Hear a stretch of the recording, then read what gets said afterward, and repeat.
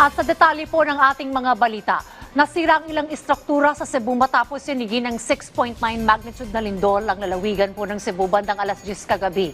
Kabilang sa mga nasira ang simbahan sa bayan ng Daan Bantayan. Ang karagdagang detalye mula kay Jessie at Kenza ng PTV Cebu. Jessie.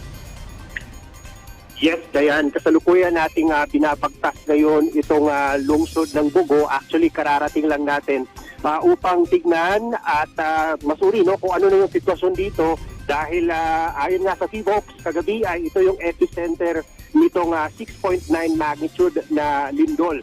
Kagabi nga, mga bandang alas 10 ay binulabog ng malakas na lindol ang lalawigan ng Cebu, especially itong area ng Bugo City. Nakunan pa ng video ang dalawang empleyado sa isang mall na nagdarasal habang nagtatago sa mga debris sa isang gumuhong bahagi ng mall sa South Road Properties. Sa isang video naman ni Proud Bisaya Bay, sa labas ng kalsada naman dinala mga pasyente ng Cebu City Medical Center matapos ang malakas na lindol.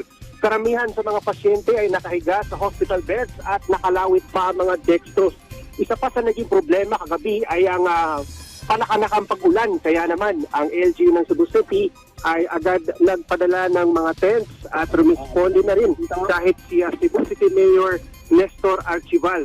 Nakuna naman ng video ang pagsabog at isang sunog na naganap sa loob ng isang mall sa bayan ng Konsolasyon matapos ang lindol na agad namang naapula ang apoy. Sa isang video rin, bahagya namang gumuho ang daang taong gulang na simbahan ng Archdiocesan Shrine of Santa Rosa de Lima sa bayan naman ng Daan Bantayan. Itong Daan Bantayan ay malapit lamang sa epicenter na Bugo City. At yun nga, makikita nga sa video, nakuha ng mga residente na nakatira malapit sa simbahan ay partially gumuho nga itong simbahan. Sa bayan naman ng San Remigio, na isa rin sa mga bayang malapit sa lungsod ng Bugo ay kanina ay may mga naiulat ng mga patay matapos gumuho naman ang isang sports complex habang may sinasagawa na basketball tournament, no? Base sa ulat na nakuha natin ay ilan sa mga naging biktima ay mga basketball players at isa ay referee. Sa kasulukuyan ay kinukuha pa yung eksaktong detalye dun sa mga casualty sa mga oras na ito. Kanina ay isang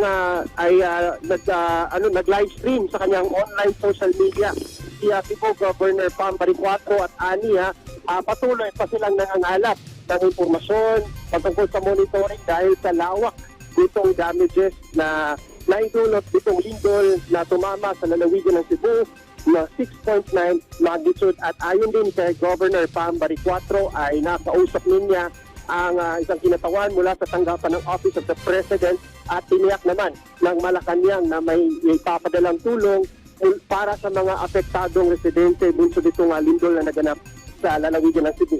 Dayan. Alright, Jessie, kamustahin naman kita. Ikaw, naranasan mo ba mismo itong pagyanig dyan? Saan ka ba nag-stay dyan sa lalawigan ng Cebu?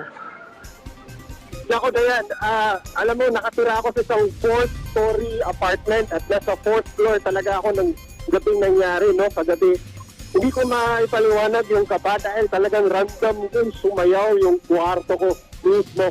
Mga after 10 seconds, dun pa ako nag-decide na bumaba dahil parang pakiramdam ko hindi na yata ito titigil. So, buti naman, ligtas naman kami lahat, kaya ng aking pamilya. Pero subang apektado itong mga kababayan natin sa northern bahagi ng lalawigan ng Cebu. Kaya naman, ang ibang mga LGU, kahit sa iba't ibang dako ng lalawigan ng Cebu, kahit dun sa southern part ng Cebu, ay nagpadala na sila mga rescue team para tumulong dahil marami pa rin sa ating mga kababayan ang sa ating natanggap na ulat ay hindi pa rin na re-recover yung mga katawan. May ilan na bangkay na lang pero hindi pa makuha. So yun pa ang ilan sa ating kailangang alamin sa mga oras na ito. Dahil kakarating lang natin dito sa lungsod ng Bugo na siyang epicenter nitong lindol. Ayan. Alright, so from where you are kanina, papunta dyan dun sa epicenter nga sa Bugo, how are the roads? Wala namang mga naapektuhang kalsada dahil dun sa lindol, Jessie? All are passable? So far, Dayan, sa ating nadaanan kanina, may dalawang tayong naghahanap kanina. Tapos pa po na yung mga kalsada Pero yun nga, isa dun sa mga landslide na daanan natin. Unfortunately, may isang katawang na iwan din sa loob ng bahay na hanggang sa mga oras na ito ay natabunan pa rin ng lupa dahil hindi pa masyadong confident yung ibang rescuer na kunin yung katawan ng bangkay dahil na patuloy yung pag-ikot at may banta pa rin ng pag-landslide o pagbuho ng lupa. Kaya naman, safety first din yung mga rescuers bago sila gumawa ng mga hakbang dun sa mga area kung saan may landslide na naganap. Ayan. So, Jessie, now that you are in Bogo, yung mga residente ba dyan, are they outside their homes? Saan sila ngayon nag-i-stay because of the possible aftershocks? Okay, Dayan. To give you a context muna, Dayan, no? Andito ako ngayon, as in right now, sa Cebu Provincial Hospital ng Bogo City. Wala pa tayo ngayon sa residential area, pero yung mga pasyente dito, makikita ko na nasa labas na ng gusali ng ospital dahil nasa mayat-mayang mga aftershocks na nararamdaman dito. Yung iba sa kanila ay nasa hospital beds pa rin. May mga tents namang nakalagay dahil sa patuloy na pag-ulan.